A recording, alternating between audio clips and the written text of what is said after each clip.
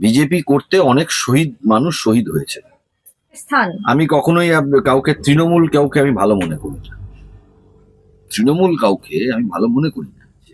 জানি না তারপরে বিজেপির নেতৃত্ব যেটা ঠিক ভালো মনে করেছেন সেটা করেছেন। 91 পাতা তুই রোজ পড়, রোজ 10 পাতা পাঠা। মমতা বন্দ্যোপাধ্যায় তুই চাটন দিত, তুই সরকারের পা চেটে বালিশ চেটে তুই দাঁড়িয়ে আছিস। তোর 14 গোষ্ঠীর ক্ষমতা থাকলে তুই আমার নাম নে, তুই আমার নামে মানহানির মামলা কর, চল তোর সঙ্গে কোর্টে দেখা হবে। সালা লাতখোর মাল। এত রেগে যাচ্ছেন কেন সেটাই তো বুঝতে পারছি না কুণাল বাবু। তুমি তো সাধারণত বেশ কিছুদিন আগে দেখতে বুঝতে এত রেগে যেতেন না। মানে চিঠিটার কথা বলাতে, ওই 91 পাতার চিঠিটার কথা বলাতে উনি এরকম রেগে মেগে বলছেন কেন? আমি তো দেখলাম না যে ঋতব্রত বাবু কারোর নাম বলেছেন। অনেক সময় হয় কি দেখবেন, এই চোরেদের মধ্যে মারপিট হয়, এটা আমাকে দে, এটা আমাকে দে, এটা আমাকে দে, এটা আমাকে দে, কি খেলা চলছে জানি না, তবে চোরে চোরে এই ব্যাপারটা হয়। ঋতব্রত বাবু আগে মমতা বন্দ্যোপাধ্যায়ের মধ্যে লেনিন দেখতেন, পরবর্তীকালে তারও আগে তিনি বুদ্ধবাবুর মধ্যে লেনিন দেখতেন। এখন আমার যেটা মনে হয় উনি নিজের মধ্যে এখন লেনিন খুঁজে পাচ্ছেন। তো 91 পাতার চিঠিটা তিনি আগে আনেননি কেন? আপনারা কি কোনোদিন ভাবতে পেরেছিলেন যে তৃণমূল দলটা থেকে মমতা বন্দ্যোপাধ্যায়কে তাড়িয়ে দেওয়ার প্রক্রিয়া চলবে? একসাথে সবাই চলে গেল দল থেকে, কেন গেল? 30 কোটি ফিগারটা উঠে আসছে, কিন্তু খরচাটা কতটা সেটা তো দেখতে হবে। ভাইপো এখান থেকে দিল্লি যাচ্ছে চার্টার ফ্লাইট, আপনি বলুন না কটা লোক যেতে পারে? যাই না, চার্টার ফ্লাইটের পয়সা যেটা, সেটা কি ছবি এঁকে এসেছে? এটা হচ্ছে সব থেকে বড় প্রশ্ন। আর সেই ছবিগুলো কিনলো কে? তার প্রতি পার্টিকুলার এই লোক ছেলেটার প্রতি এলাকায় এলাকায় পাড়ায় পাড়ায় ওর ওপর ক্ষোভ আছে। আর লোভ এত বেশি যে পিসি আবার ক্ষমতায় যাওয়ার চেষ্টা করছে। আপনি তো 15 বছর মুখ্যমন্ত্রী ছিলেন, এখন আবার ভাইপোর জন্য তৈরি করছেন। এত রেগে যাচ্ছেন কেন সেটাই তো বুঝতে পারছি না কুণাল বাবু। তুমি তো সাধারণত বেশ কিছুদিন আগে দেখতে বুঝতে এত রেগে যেতেন না। মানে চিঠিটার কথা বলাতে, ওই 91 পাতার চিঠিটার কথা বলাতে উনি এরকম রেগে মেগে বলছেন কেন? আমি তো দেখলাম না যে ঋতব্রত বাবু কারোর নাম বলেছেন, যতদূর আমি জানি। এখন সেটা বলাতে উনি এত রেগে যাচ্ছেন কেন? তবে এটা ঠিক, ঋতব্রত বাবু আগে সিপিএম এ বুদ্ধবাবুর মধ্যে লেনিন দেখতেন, পরে মমতা বন্দ্যোপাধ্যায়ের মধ্যে লেনিন দেখছেন, এখন নিজেই লেনিন হয়ে গেছেন। এটাও তো ব্যাপার না? সাদা গোল লুচির মতো হেঁটে যাচ্ছে একেবারে পুরুষ যৌনকর্মী, আর সবাই দেখে পিছনে প্যাক মারছে, কুণাল ঘোষ বলছেন। দেখুন, এটা তো ঘটনা যে তিনি যখন যে সময় যেখানে সুবিধে নেওয়া সেটা নিয়েছেন, এটা অস্বীকার করার জায়গা নেই। সুবিধে নেওয়ার লোক পৃথিবীতে প্রচুর থাকে, এটা অস্বীকার করার জায়গা নেই। তবে কুণাল বাবুর এত রাগারাগি করাটা উচিত না, এটা আমি মনে করি। আর এটা তৃণমূল দলের ব্যাপার, নিজেদের মধ্যে দড়ি টানাটানি, এ নিয়ে যত আলোচনা কম হবে তত বেটার। বিজেপি করতে অনেক মানুষ শহীদ হয়েছে। সরকার পরিবর্তনের জন্য বিজেপি করেও না, অনেক মানুষ শহীদ হয়েছে, অনেক শহীদের চোখের জল হয়েছে। এটা হয়েছে, জানি না তারপরে বিজেপির নেতৃত্ব যেটা ঠিক ভালো মনে করেছেন সেটা করেছেন। অনেক মানুষ শহীদ হয়েছেন, অনেক মানুষ নিজের চোখের জল দিয়েছেন, অনেক মানুষ নিজেদের কেউ থ্রেট খেয়েছেন, কেউ মামলার নোটিশ খেয়েছেন, কেউ জেল খেটেছেন। এই ঘটনাগুলো ঘটেছে। যারা সরকার বিজেপির কথা বলছি না, যারা সরকার পরিবর্তনে সাহায্য করেছেন, এখন যেটা ভালো মনে করবে যারা ক্ষমতায় আছে তারাই সুখেন্দু করবে। শেখর রায়, সুস্মিতা দেব, এরা কি ভালো তৃণমূল আপনার চোখে?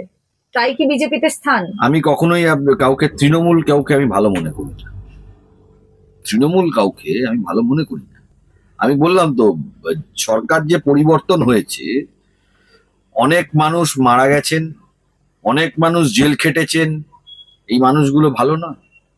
অনেক মানুষ মামলা আদালত পর্যন্ত তাদের দিনের পর দিন হ্যাকেল করা হয়েছে, বিভিন্ন সাংবাদিককে হ্যাকেল করা হয়েছে। অনেক মানুষের আত্মত্যাগের ওপরে একটা সরকার পরিবর্তন হয়, এটা অস্বীকার করার জায়গা নেই। কেউ জেলে যায়, কেউ মার খায়, কারোর নামে কেস হয়, এই আত্মত্যাগের মধ্যে হয়। অনেক শহীদ যেমন আত্মত্যাগ করে, সেরকম অনেকের কেস খায়, সাংবাদিকরা খায়, প্রচুর লোক, মানে তার কোনো হিসাব নেই। সেই সব মানুষগুলো যদি যথার্থ সম্মান পায় ভালো। শতাব্দীরা ইউসুফ পাঠানেরও সম্ভাবনা রয়েছে। দেখুন, আমি আপনাকে একটা কথা বলি, কিছু ক্রিম খাওয়া লোক সারা জীবন ক্রিমই খেয়ে যাবে, সারা জীবন ক্রিমই খেয়ে যাবে কিছু ক্রিম খাওয়া লোক। আর কিছু মাটির তলার লোক, যে লোকগুলো জীবন দিয়ে কাজ করেছে, সেই মানুষগুলোর কিন্তু জীবনে খালি সমস্যা আর সমস্যাই রয়ে যায়। যা ঘটনা ঘটেছে তাতে যে দলটা নেই, সেই দলটা উঠে যাওয়ার কি প্রশ্ন হয়? ঋতব্রত বাবু আগে মমতা বন্দ্যোপাধ্যায়ের মধ্যে লেনিন দেখতেন, পরবর্তীকালে তারও আগে তিনি বুদ্ধবাবুর মধ্যে লেনিন দেখতেন। এখন আমার যেটা মনে হয় উনি নিজের মধ্যে এখন লেনিন খুঁজে পাচ্ছেন। তো 91 পাতার চিঠিটা তিনি আগে আনেননি কেন, আর পুরোটা বললেনই বা কেন? তা এটা ঠিক, তৃণমূল দলটা নেই। যে ফাইলগুলো আছে, যে তদন্তগুলো সিবিআই করছিল, সেই তদন্ত যদি সঠিকভাবে এগোয়, এই ধরুন চিটফান্ড, টেট, বিভিন্নভাবে তৃণমূল দলটা থাকবে জেলের মধ্যে, দলটাই জেলের মধ্যে থাকবে। 30 কোটি টাকা সব খরচের পর 30 কোটি টাকা বেঁচেছিল, এই ধরনের কিছু কিছু অংশ তিনি পড়ছেন। এত কম কি করে হয়? মানে সব খরচটা কি হয়েছিল? মানে টাকাটা কি ভাগ বাটোয়ারা হয়ে গেছিল? 30 কোটি টাকা বা তৃণমূলের কাছে কোনো ফ্যাক্টর নেই। প্রত্যেকটা ও তো তৃণমূলের যারা মানে কর্মচারীগুলো আছে তাদের কর্মচারীদের কাছে 30 কোটি টাকা থাকে। 30 কোটি টাকাটা আবার কোনো ফ্যাক্টর? সব খরচের পর এই যে শব্দটা তিনি বলেছেন, উনি এখন বাংলার লেনিন হয়ে গেছেন হয়তো, আমি জানি না। হ্যাঁ, আরেকটু স্টাইলটা চেঞ্জ করলে পুরোই লেনিন লাগবে মনে হচ্ছে আমার। তা ওই 30 কোটি টাকা সব খরচের পর যেটা বলছে, খরচগুলো কোথায় হয়েছে সেইটা তো দেখতে হবে। সেই খরচের পরিমাণটা কত? 500 কোটি না 1000 কোটি না 5000 কোটি না 22,000 কোটি? বিষয়টা সেন জানেন, কারণ এই ঘটনাটা ঘটার পরেই সেন অফিসে এসেছিল। এসিএন সেন। সেন বলতে কোন সেন সে তো সবাই বুঝে গেছে তিনি কার কথা বলছেন। হ্যাঁ, তা তিনি যখন পুরোটা বলবেন তারপরে আমি আবার বলবো। যে যেটা তাকে সেটাই বলছে না। এটা ব্যাপারটা কি হয়েছে, এই যে সব খরচের পর খরচগুলো কোথায় গেছিল, কে কে ভাগ পেয়েছে, এখন ভাগাভাগিতে গন্ডগোল হয়েছিল কিনা? কি বললাম ব্যাপারটা বুঝেছেন? ভাগাভাগিতে যদি গন্ডগোল হয়ে গিয়ে থাকে, তখন ওরকম এ ওদিকে চলে যাবে, ও ওদিকে চলে যাবে। আপনারা কি কোনোদিন ভাবতে পেরেছিলেন যে তৃণমূল দলটা থেকে মমতা বন্দ্যোপাধ্যায়কে তাড়িয়ে দেওয়ার প্রক্রিয়া চলবে? একসাথে সবাই চলে গেল দল থেকে। কেন গেল? দোলা সেন যাননি, কল্যাণ বন্দ্যোপাধ্যায় যাননি। ওই দুটো চারটে যায়নি, ম্যাক্সিমামই তো চলে গেছে। কেন চলে গেছে? পুরো দলটাই তৈরি হয়েছে তো যারা গদ্দার, যারা বিশ্বাসঘাতক, যারা চোর, যারা ডাকাত, তাদের নিয়ে। 30 কোটি ফিগারটা উঠে আসছে, কিন্তু খরচাটা কতটা সেটা তো দেখতে হবে। ভাইপো এখান থেকে দিল্লি যাচ্ছে চার্টার ফ্লাইট, আপনি বলুন না কটা লোক যেতে পারে? সম্ভব কারোর পক্ষে চার্টার ফ্লাইটে দিল্লি যাওয়া? ভাড়াটা দেখতে হবে, এই টাকাটা কোথা থেকে আসছে। দেখুন, এদের রাজনীতি সম্বন্ধে যত কম বলা যায় তত বেটার। কারণটা হলো এই যে আমি যে আগের এই কথাটা বলছিলাম, যে এখান থেকে চার্টার ফ্লাইটে দিল্লি যাচ্ছে, এই টাকাটা কোথার থেকে এসেছে? চার্টার ফ্লাইটের হিসাবও কি এই চিঠিতে রয়েছে? না, চার্টার ফ্লাইটের হিসাব চিঠিতে রয়েছে কিনা জানি না। চার্টার ফ্লাইটের পয়সা যেটা, সেটা কি ছবি এঁকে এসেছে? এটা হচ্ছে সব থেকে বড় প্রশ্ন। আর সেই ছবিগুলো কিনলো কে? সেটাও কি সেন বলে কোনো ভদ্রলোক কিনেছিলেন? সেটা আমরা জানি না। আগে বেরোক, আগে তো তিনি বলতেন যে ছবি বিক্রি হয়েছে। হ্যাঁ, কত 80 কোটি টাকা না 70 কোটি টাকা, এক্সাক্ট ফিগারটা জানি না। আপনারা হয়তো পুরোনো দিনে যারা পুরোনো যে মিডিয়ার যে ক্লিপিংস গুলো আছে দেখতে পাবেন যে এত কোটি টাকায় ছবি বিক্রি হয়েছে। যেমন ঋতব্রত বাবু মাঝে মাঝে নিজেকে লেনিন মনে করছেন, ঠিক সেই রকম হয়তো প্রাক্তন বহিষ্কৃত মুখ্যমন্ত্রী মমতা বন্দ্যোপাধ্যায় নিজেকে পিকাসো মনে করতেন। হতে পারে, মনে করাতে তো কোনো দোষ নেই। 15টা দিনই বা সময় নিচ্ছেন কেন সেটাই তো বুঝতে পারছি। এটাও তো খুব সন্দেহের ব্যাপার।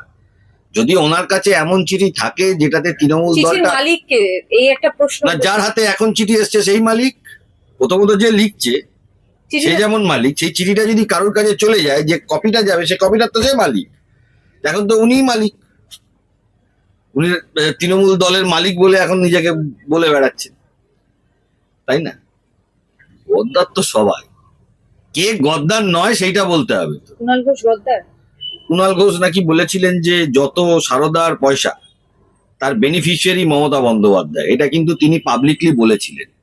বলার পরে তারপরে যখন আবার তিনি তৃণমূলে পজিশন পেয়ে যান, সেই নিয়ে তিনি কিন্তু খুব একটা কথা বলেন না। তাহলে কি তিনি কি, এই চিঠিটা কি তারই লেখা? সেটা যখন ঋতব্রত বাবু বলবেন তখন আমরা বুঝবো, যখন ঋতব্রত বাবু বলবেন তখন আমরা বুঝবো।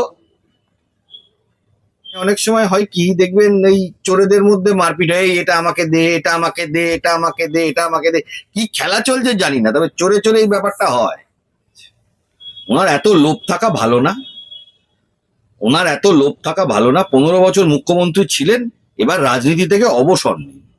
15 বছরে বাংলাটাকে শেষ করে দিয়েছেন, বেকার যুবক যুবতীদের জীবন ধ্বংস করে দিয়েছেন, একটা জেনারেশন শেষ হয়ে গেছে, এটা তো অস্বীকার করার জায়গা নেই।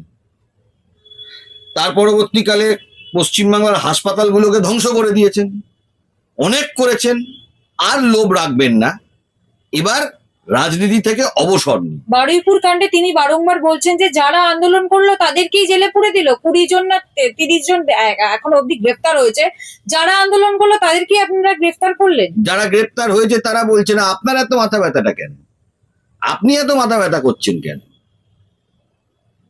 আপনি যখন মুখ্যমন্ত্রী ছিলেন তখন কি কি ধরনের আপনি স্টেটমেন্ট করতেন? একটা মুখ্যমন্ত্রীর চেয়ার থেকে আপনি কি স্টেটমেন্ট করতেন, কি ধরনের স্টেটমেন্ট করতেন? ভালোয় ভালোয় অনেক বয়স হয়েছে, বাংলার পিসি হয়েছেন, 15 বছর মুখ্যমন্ত্রী ছিলেন, অবসর নিন রাজনীতি থেকে। গোটা আন্দোলনে অভিষেক বন্দ্যোপাধ্যায় কোথায়? শুধু মৃতার বাবার সাথে ভিডিও কলে দেখা গেছে অভিষেক বন্দ্যোপাধ্যায়কে। যেতে যেতে সাহস করছে না, এর আগে একবার ডিম থেরাপি হয়ে গেছে না, তাই জন্য যেতে সাহস করছে না। যদিও বা ডিম থেরাপিটা আমি একেবারেই সমর্থন করি না, যারা করছেন অন্যায় করছেন, কিন্তু যেতে সাহস করছেন না উনি। কারণ মানুষের যা ক্ষোভ আছে ওনার প্রতি, পার্টিকুলার এই লোক ছেলেটার প্রতি, এলাকায় এলাকায় পাড়ায় পাড়ায় ওর ওপর ক্ষোভ আছে। আর লোভ এত বেশি যে পিসি আবার ক্ষমতায় যাওয়ার চেষ্টা করছে। আপনি তো 15 বছর মুখ্যমন্ত্রী ছিলেন, এখন আবার ভাইপোর জন্য তৈরি করছেন। ওনার ওপর সারা পশ্চিম বাংলার মানুষের ক্ষোভ। তবুও আমি বলবো মানুষের কাছে, জনগণের কাছে, কারুকে আইন নিজের হাতে তুলে নেবেন না, এটা উচিত না আইন নিজের হাতে তুলে নেওয়া। আইন আইনের পথে চলবে, এবং ভারতবর্ষের যা বিচার ব্যবস্থা, যা আইন ব্যবস্থা, তাতে সঠিক অপরাধীর বিচার হয়। সময় লাগতে পারে, হবে।